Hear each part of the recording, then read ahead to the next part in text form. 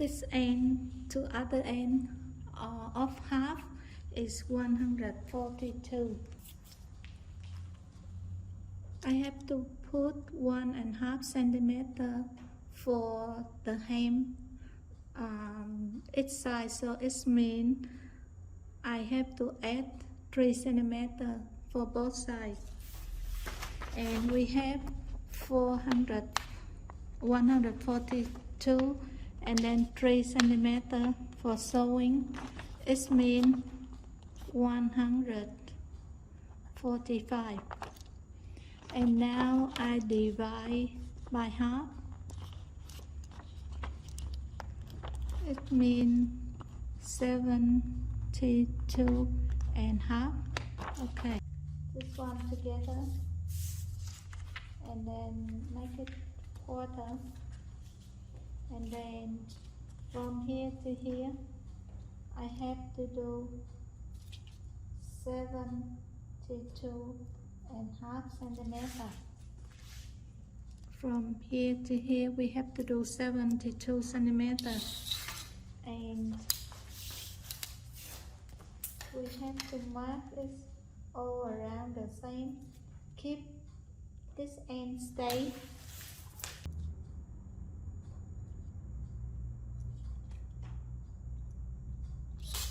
Yep.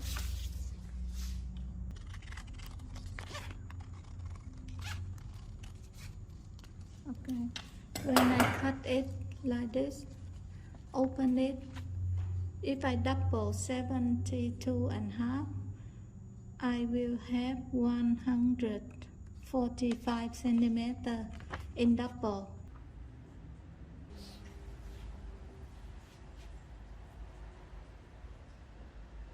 Everywhere. Okay, and now you have 1, 2, 3, 4 here.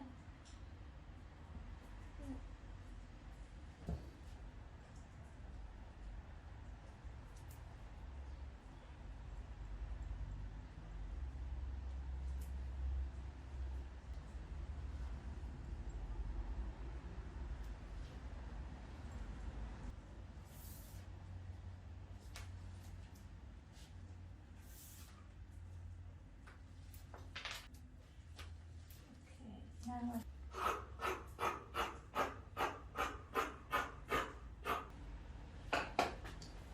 okay, now the important thing is you need to mark it at the 1/4 point. Mark it again here and at the middle, and then I double it and then I mark again. So I have 1, 2, 3, 4 here. Yeah. I mark this one again. If I use one zip, I think it's a little bit hard to put the cushion in, so my plan is I use double, and then I put 2 together like this, and then pull this side, and then I pull this side, and then open. Okay, you put the zip here, and then the zip go around here, but I with the invisible zip, don't mark it at the end here. You have at least 3 or 4 centimeters shorter. I will do the overlock first. I overlock all around of this one and overlock all around of another one later.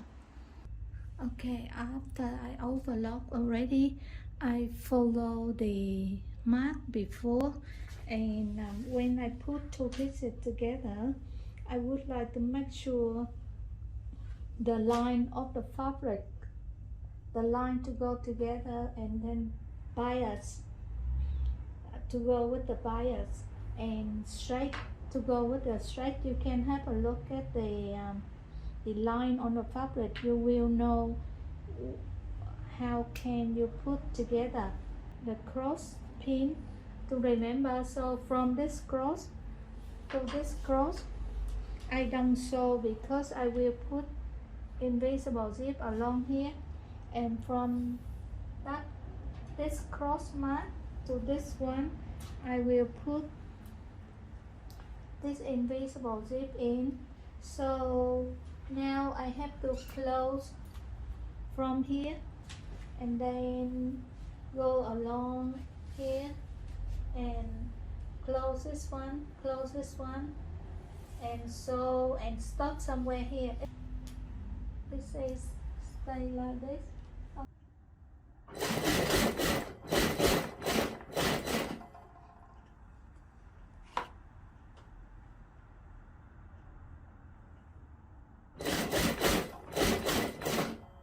And I would like to explain a little bit what I do with the zip part. The zip part is some it stay on normal fabric, so this part the fabric not straight, but when you go the round one like this, you can see the bias fabric along here. So the bias fabric will be like this. So in this case, I want to sew one line free along the bias fabric, and then I put a zip on other way. If I don't keep the bias fabric stay, when I put a zip, it's my wave up and down. It's along here, but I don't sew too far, because if I sew too far, the stitching will show outside after you put the zip. So I just sew by normal. I don't crook it, I don't straight it, I just make it stay normal position, that's all. Yeah, and it's just free, but it's stopped the stretchy from the bias fabric. So you can see from here to here the it's normal text, normal fabric go along here. So I don't want to crook it, I just sew to make it normal. Invisible zip, I use this type of foot.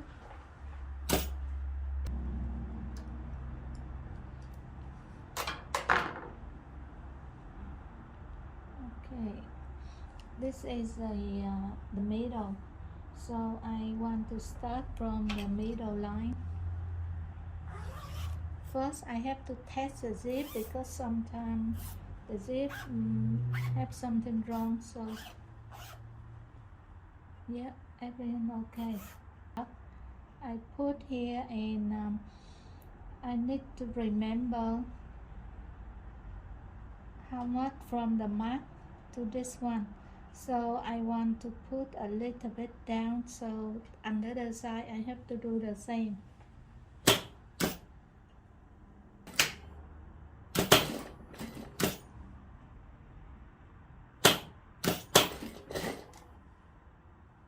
So now I just sew normal.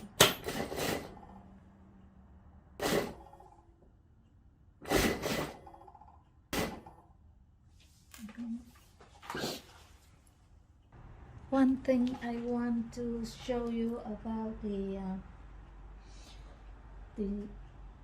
end of the zip. The end of the zip, we have a corner here.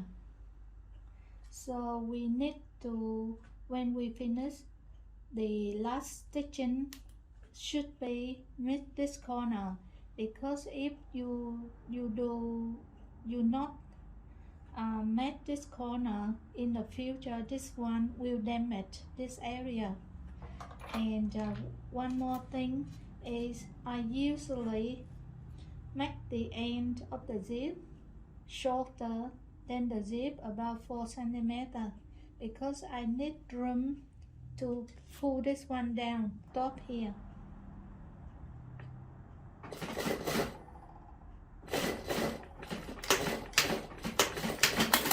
Nicely because if you do the shortcut, you just go from here and stop, and then you go from here and stop.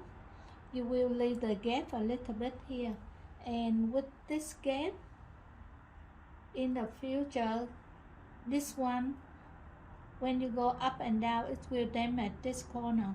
So my way, I do a little bit longer, but take more time, but I think it's the best. So I make sure it stay nicely and stay nicely here.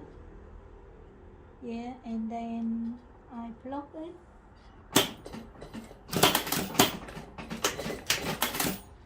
It mean I make sure it stay here nicely. Okay, already. So now I do the same. I put this one in the same half centimeter, but I put the rear of the zip a little bit out because I want to hide it.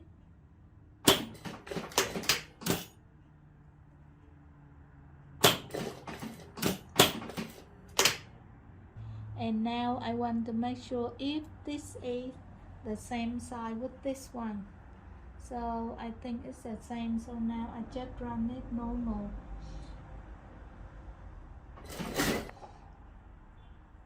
And I keep checking along here, and then I stretch two together, and then I take one spot. With the long one, you usually do that. And then to make it even, I do again. I stretch this one both together, and then I catch at the middle. I have the tail here. I leave some zip before, so now I want to pull this one down here, and then I put this one down much as I can. Yeah. And now the important thing again, the stitching. I lock from here to here. The new stitching of the zip must be joined together here.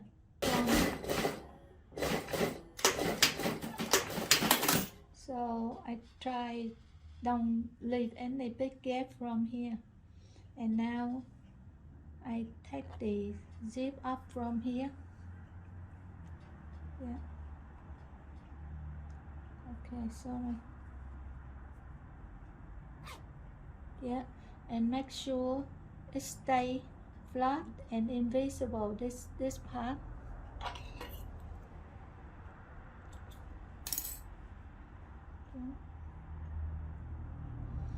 Okay, another side I do the same. So yeah, I want it to go across like this because I want to hide the stitching, so I start from here.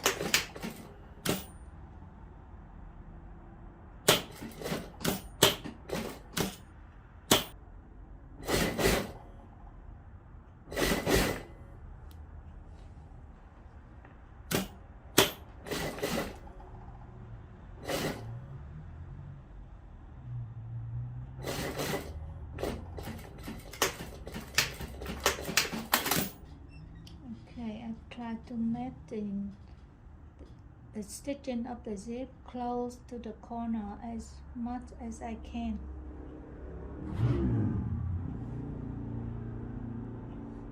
And make sure it stay nicely here.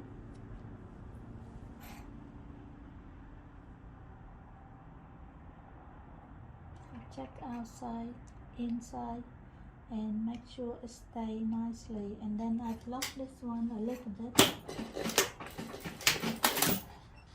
and I check again outside. Yeah, it looks good at this corner. And the distance of this lock to this lock the same, so I have to do it the same. Yeah, it's about this much, so I lock this one first, and then I sew it. I put it cross a little bit because I don't want to show it outside. So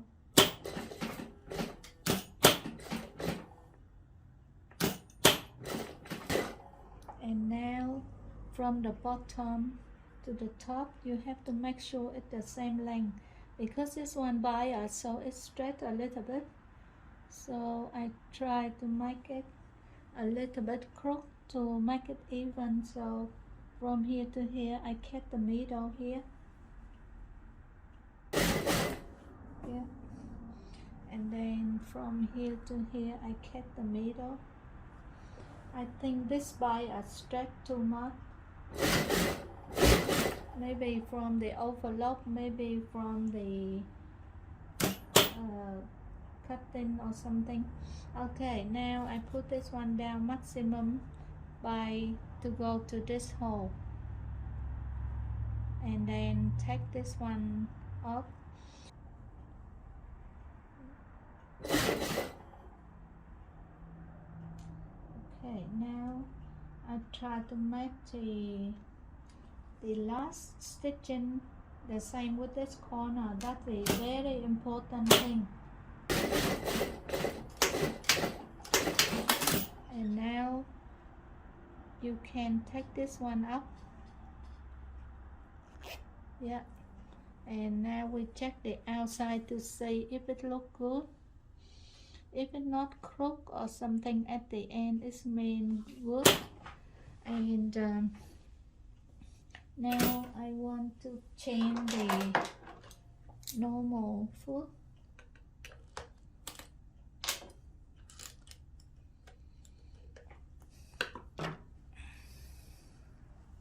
Yeah, with this part I want to check again because I want it stay down nicely. So with this foot I can't do good job, so I have to use this foot to make sure again, to make sure it stay together. For in case if the plastic is damaged and come off, you still can keep the slider in this part. And if your sliders accident come off or something, don't throw it, because you can put the slider back on.